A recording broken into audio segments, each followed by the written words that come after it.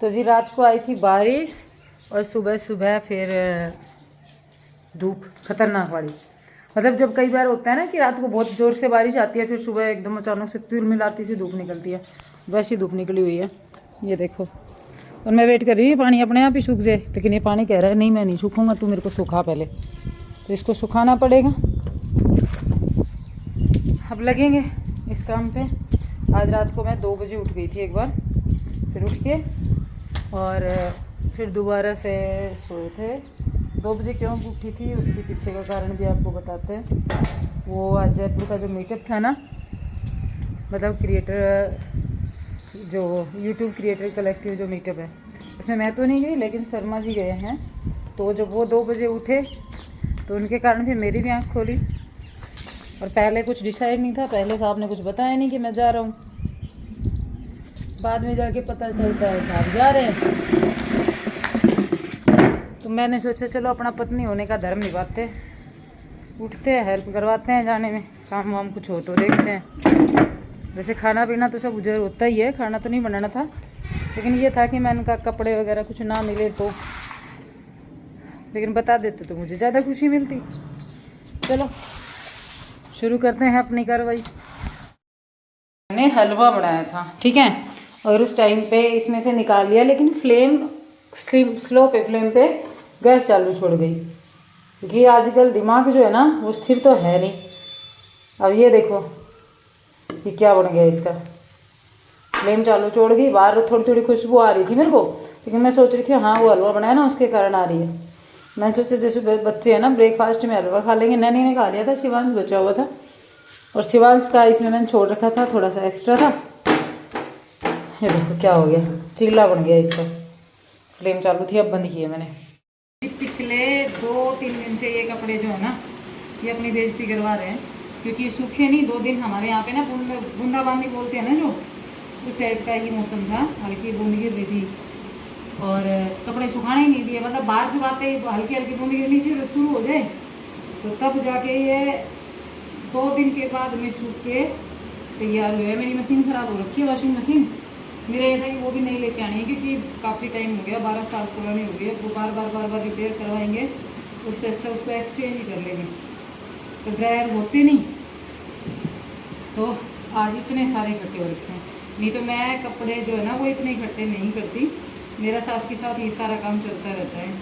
और कल से बच्चों के स्कूल खुल जाएंगे तो वो एक रूटीन बनेगी वो अच्छी वाली, क्योंकि बच्चों की स्कूल खुलती है ना तभी जाके मेरी रूटीन बनती है, नहीं तो उससे पहले तो यूँ ही रहती है ज़िंदगी, बेडोल सी चलती है।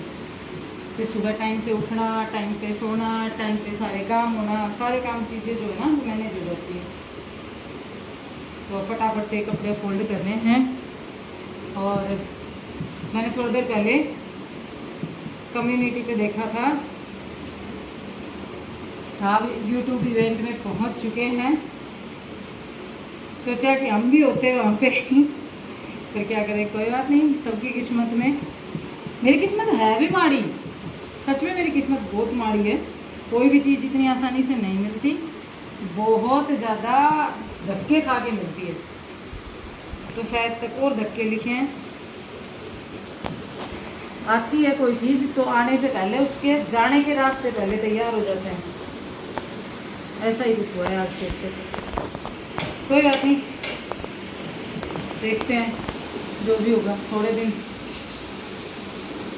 ऐसे सोच लेंगे कि भाई अपनी किस्मत में नहीं लिखा था, अगली बार फिर कभी आएगा ही, और कभी फिर आ जाने का मौका पड़ेगा तब चले जाएंगे। कैसे बैठा है ये?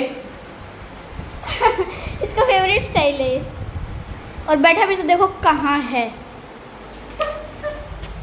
इन लोगों को बिठा के यहाँ पे फिर जगह बैठा है। अरे हमारी जो अलमारी है वो तो मैंने ठीक कर दी थी, लेकिन मम्मी पापा वाली नहीं ठीक होने मैं दोबारा करूँगी। तो ये देखो इस तरीके से साड़ियाँ ठूस रखी हैं, यहाँ पे कपड़े इस तरीके से हो रखे हैं। बस ये हो रहा है कि जब बारिश का मौसम थोड़ा ठीक हो, यहाँ पे पंखा नहीं है, गर्मी बहुत लगती है, अरेंज होती नहीं। ये देखो ऐसे हो रखे हालत, अभी करने का मूड नहीं है। थारी भी कोई ज़्यादा सही को नहीं, थारी भी ऐसी ही है। मैं करूँगी, देखे नीचे पेपर कैसे निकले हुए हैं। ये तो भी कपड़े निकाल के लेके गए तब क्या है। हाँ, कपड़े निकाल के लेके गए तो किया, लेकिन हाँ वो देखिए पूरा को बढ़ा रहा है पेपर ने। दिखा दिया। फुल ड्रेस चाहिए, कल ड्रेस के प्रेस करके चेक करके रखना है। ये देख सब जगह खिलौने हैं। इसके तकिए की खोली देख बाहर है, तकिया ऐसे है, खोली बाहर है, इसकी कवर बाहर है। कमाल है तुम लोगों के। आप देखिए कितनी भी डाल दो, इसकी खोली ने बेचारा ने मुँह हिला खड़ो। आपकी सुनी है, उसने नहीं है। ये देख लो इसके ऐसे बिखेर रखे हैं। काम ज़्यादातर फिनिश। अब आटा लग चुका है। पहले बच्चों को पराठे बना के दूंगी, फिर नहाऊंगी। पार्सल कोड भी आएगा। तो जी एक पार्सल आया है। बुक मंगवाई थी, एक वो बुक आई है। ठीक है, बाद में दिखाती हूँ कौन सी है बुक। तो जी जब हम तीनों रहते हैं, मैं शिवांश नहीं, तो हमारे घर में पराठे ही बनते हैं। और आज भी मैंने पराठे बना दिए। अचार, पराठे, दही। बच्चों को डाल देती हूँ, फिर मैं नहाऊंगी। तो जी यहाँ बीच में एक बार पानी चला के मैंने देखा था कि ये पानी आ रहा है क्या, क्योंकि पता है कई दिन हो गए मैं टंकी वगैरह संभालने का काम नहीं कर रही। पानी कितना भरा है कितना नहीं भरा वो मुझे नहीं पता।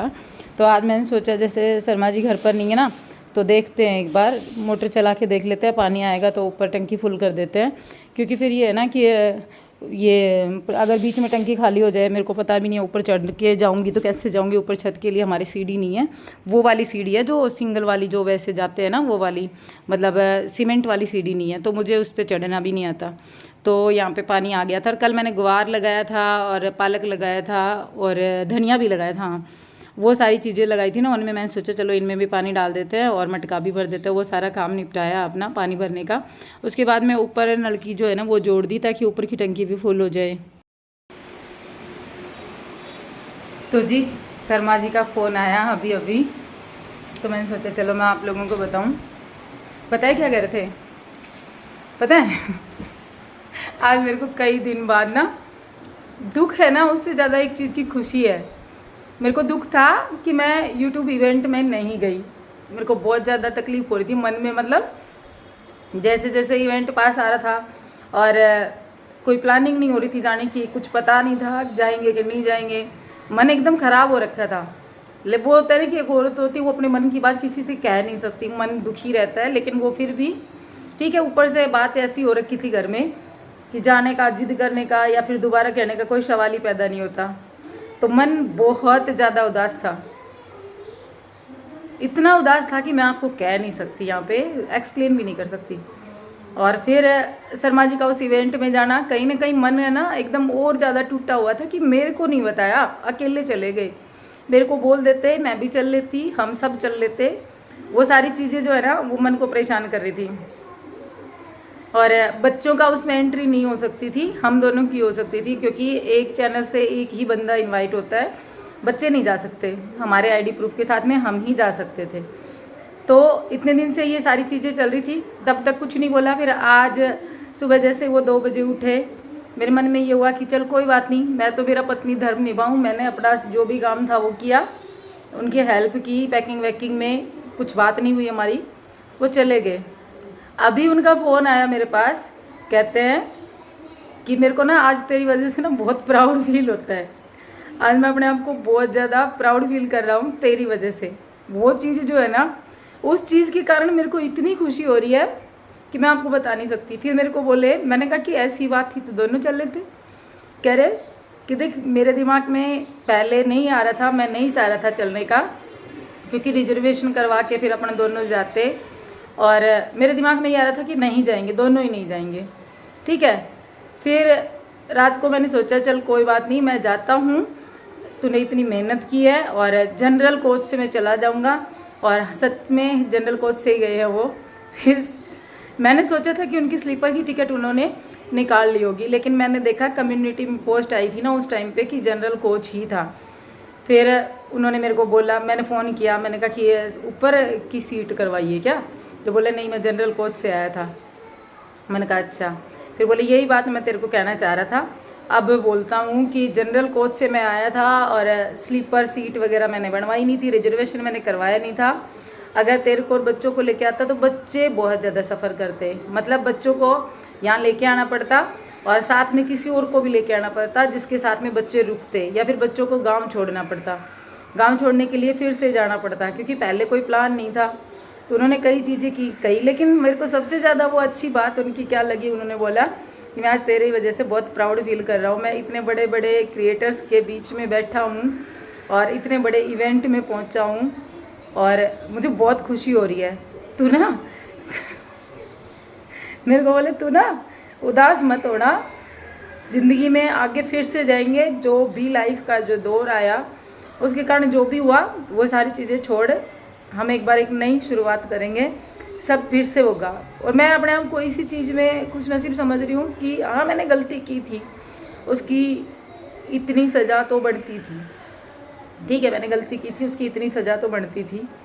और अब उन्होंने ये चीज़ फील की, उन्होंने कहा कि तू ना मन उदास मत करना। मैं आज ये सोच रहा हूँ कि तू और मैं साथ होते ना तो मेरे को बहुत अच्छा लगता, तेरे को बहुत अच्छा लगता। तेरी खुशियाँ जो है वो कहीं ना कहीं बहुत हद तक ख़त्म हुई हैं, लेकिन कोई दिक्कत नहीं है। अगली बार यूट्यूब का कोई इवेंट आएगा या ऐसा कोई भी चीज़ होगी ना उसमें हम चलेंगे साथ। तो उन्होंने ये चीज़ कही ना, इस चीज़ के कारण ना मन एकदम भर गया मेरा। और आप लोगों के साथ में मैंने सोचा मैं अपनी फीलिंग्स शेयर करूं। जो भी है लाइफ का वो अच्छा दौर शुरू होगा फिर से। ठीक है, बात पैसे की नहीं होती, वैल्यू पैसे की नहीं है। हमने तो वो दौर काटा है जब चवन्नी जेब में नहीं थी, दोनों रोटी बनाते थे और अपना काम करते थे, अपना गुजारा करते थे, लेकिन दोनों प्रेम से थे। वो दौर भी काटा है। तो बस वो प्रेम चाहिए, पैसे का क्या है, फिर से कमा लेंगे, है ना। तो ये चीज़ें थी जो मैंने आप लोगों के साथ में शेयर की। ठीक है, जो भी है आगे सब अच्छा अच्छा ही होगा, भगवान की दया दृष्टि बनी रही तो। दो काम ज़िंदगी में अच्छे हुए हैं। एक ये यूट्यूब इवेंट आना अभी के टाइम पे, उसके सब कुछ बिगाड़ खाता होने के बाद में अच्छे हुए हैं। दूसरा मेरे चैनल पे वीडियो एक वायरल होना, तो मेरे को लग रहा है कहीं ना कहीं भगवान साथ है। ठीक है।